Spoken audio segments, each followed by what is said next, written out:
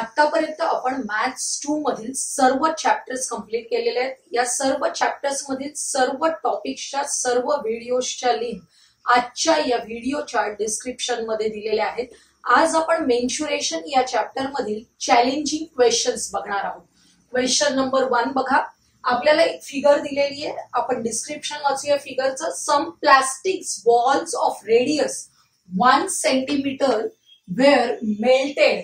Plastic ball असा आहे ज्याची रेडियस किती आहे 1 centimetre, were melted and cast into a tube. त्या बॉल्स ना, काही बॉल्स आहेत त्यांना मेल्ट केलं आणि त्याच्यापासून अशी ट्यूब तयार केली। ही ट्यूब पोकळ आहे, लक्षात येत आहे, पोकळ आहे ट्यूब।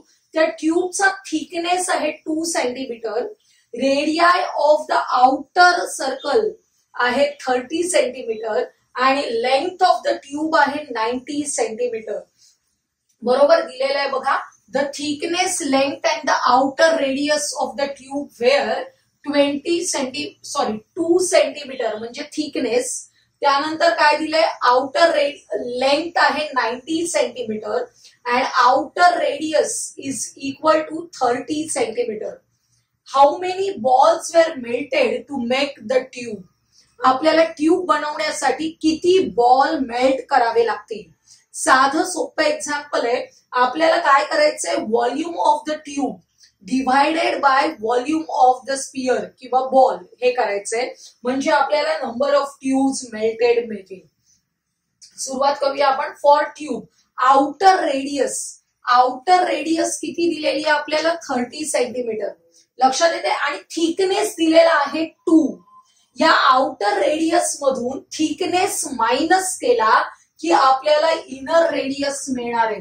आउटर रेडियस आहे 30, त्याच्यातून थिकनेस आहे 2 सेंटीमीटर, तो मायनस करायचा म्हणजे आपल्याला इनर रेडियस मिळेल 28 सेंटीमीटर। आता लेंथ म्हणजेच आपल्या फॉर्म्युला मधला H असतो, सिलेंडरचा जो फॉर्म्युला आहे त्याच्यातला H म्हणजेच आपल्या या ट्यूबची लेंथ घ्यायची आहे। Length is equal to 90 centimeter, तीच व्हॅल्यू आपण H साठी घेणार आहोत। फॉर प्लास्टिक बॉल्स आहेत ते स्पियर आकाराचे आहेत, त्याच्यासाठी radius is equal to 1 centimeter मध्ये दिलेली आहे। आपण बघून घ्यायचं की सगळे युनिट्स सारखे आहेत का, आहेत, सगळं सेंटीमीटर मध्ये दिलेलं आहे आपल्याला, म्हणजे आपण एक्झाम्पल सॉल्व्ह करू शकतो।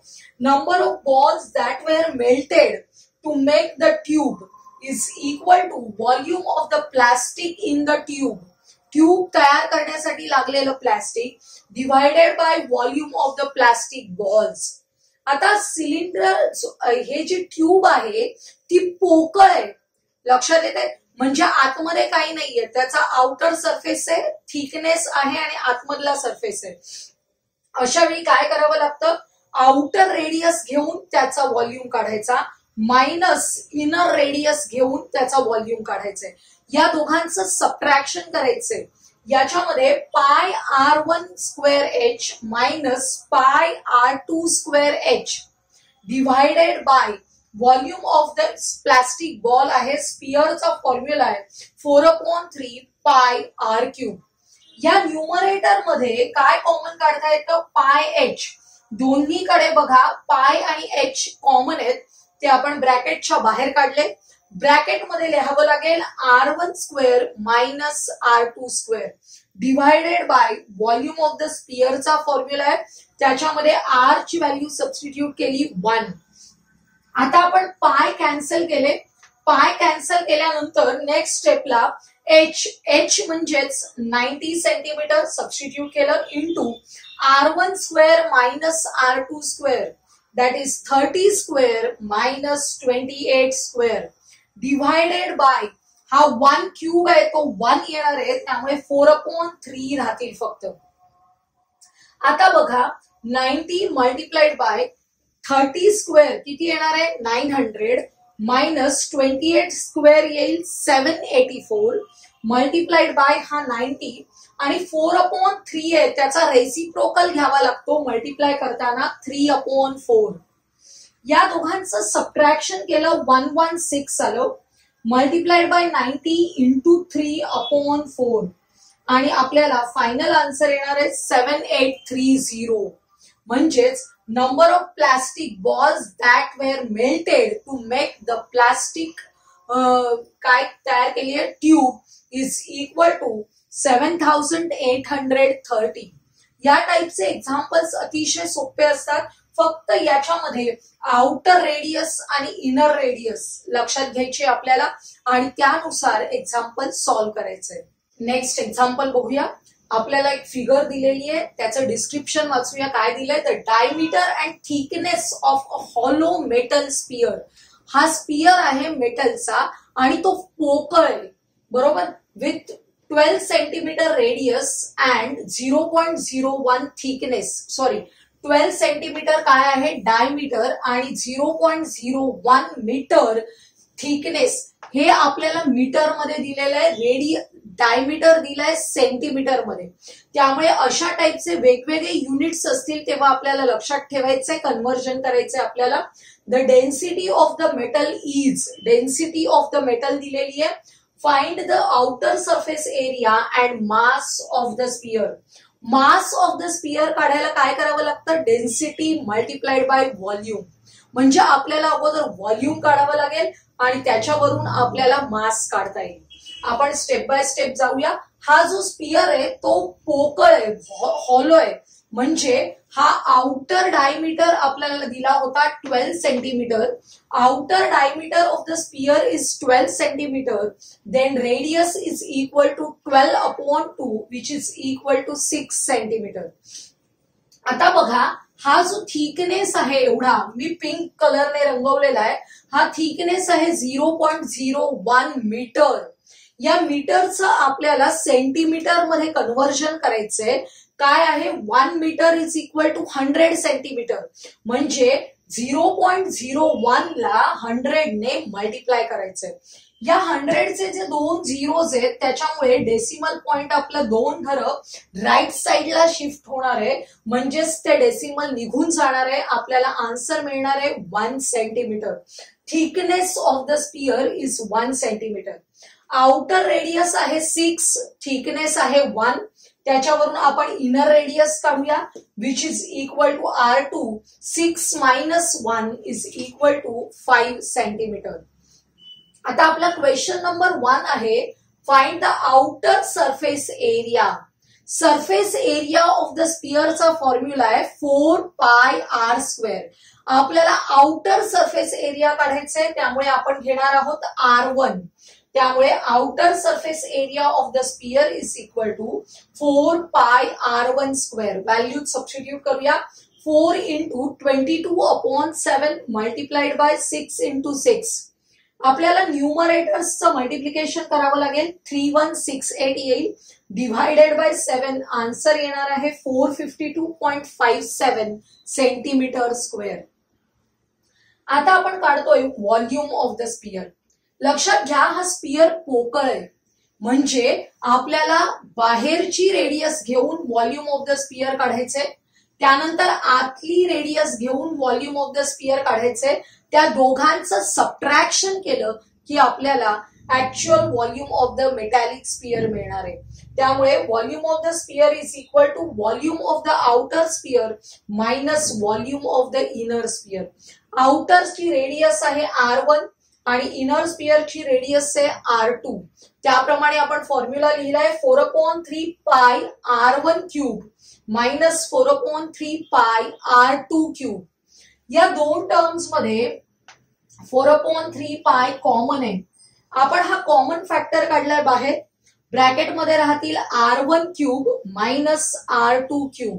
व्हॅल्यू सबस्टिट्यूट केल्या 6³ मायनस 5³ 6³ आहे 216 मायनस 5³ 125. या दोघांचं सबट्रॅक्शन येणार आहे 91. आता हा जो 7 आहे त्याने 91 ला डिव्हाइड करा, 13 येतील. आणि या सर्व न्यूमरेटर्सचं मल्टिप्लिकेशन आलं 1144. डिव्हायडेड बाय 3 करायचे. आपला आन्सर येणार आहे 381.33 सेंटीमीटर क्यूब. कारण व्हॉल्यूम आहे, व्हॉल्यूमचं युनिट आहे सेंटीमीटर क्यूब. आता आपल्याला volume of the metallic sphere मिळालेलं आहे. आपल्याला मास काढायचंय. हा पुढचा पार्ट मी हा बाजूचं जे गणित आहे ते पुसून तिथे तुम्हाला करून दाखवते. आपण मास ऑफ द स्पियर काढतोय. काय करायचंय आपल्याला? Density of metal multiplied by volume of the sphere. Volume of the sphere आपल्याला मिळालेलं आहे 381.33. डेन्सिटी आपल्याला दिलेली होती 8.88. या दोघांचं मल्टिप्लिकेशन येणार आहे एवढं. हे आहे ग्रॅम मध्ये. लक्षात येते? कारण डेन्सिटी आपल्याला ग्रॅम मध्येच दिलेली होती. तर आता आपल्याला काय करायचंय? याच्यामध्ये ग्रॅमचं केजी मध्ये कन्व्हर्जन करायचंय. 1000 gram is equal to 1 KG. त्यामुळे केजी मध्ये कन्व्हर्जन करण्यासाठी 1000 ने डिव्हाइड करायचंय. या 1000 वर 3 झिरोज आहेत, म्हणजेच आपण डिव्हाइड करताना डेसिमल पॉइंट 3 घरं लेफ्ट हँड साइडला शिफ्ट होणार आहे. म्हणजेच आपला आन्सर येणार आहे 3.386 केजी. हे झालं मास ऑफ द स्पियर. आपल्याला दोन गोष्टी काढायला सांगितल्या होत्या. Outer surface area of the sphere तो किती आलेला आहे? 352.57 सेंटीमीटर स्क्वेअर. आणि मास ऑफ द स्पियर आलेलं आहे 3.386 केजी. ही दोन्ही उत्तरं फायनली परत तुम्ही लिहायची आहेत. नेक्स्ट एक्झाम्पल बघा. The radius of the metallic sphere is 9 centimetre. आपल्याला रेडियस दिलेली आहे स्पियरची. It was melted to make a wire of diameter 4 mm. Find the length of the wire. लक्षात घ्या, आपल्याकडे मेटॅलिक स्पियर होता. लक्षात येते? अशा प्रकारचा हा स्पियर आहे, मेटॅलिक स्पियर. या स्पियरचं कन्व्हर्जन आपण मेल्ट करून केलेलं आहे वायर मध्ये. ही जी वायर असते ती अशा प्रकारे सिलेंड्रिकल आकाराची असते. याची लेंथ आपल्याला फाइंड आउट करायची आहे. Suppose length of the wire be H. आपल्याला या वायरचा डायमीटर दिलेला आहे, पण तो कसा दिलाय? 4 मिलीमीटर. त्या मिलीमीटर वरून आपल्याला सेंटीमीटर मध्ये कन्व्हर्जन करून घ्यायचंय. स्टेप बाय स्टेप जाऊया. The radius R of the sphere is equal to 9 centimetre. The diameter of the wire is 4 millimetre. जर डायमीटर 4 मिलीमीटर असेल तर रेडियस काय होणार आहे? R1 घेतली आहे radius 4/2 millimetre. That is equal to 2 millimetre.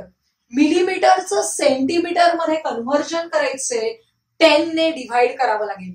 तुम्हाला माहिती आहे 10 millimeter is equal to 1 centimeter. त्यामुळे सेंटीमीटर मध्ये कन्व्हर्जन करताना 10 ने डिव्हाइड करायचं. आन्सर येतं 0.2 सेंटीमीटर.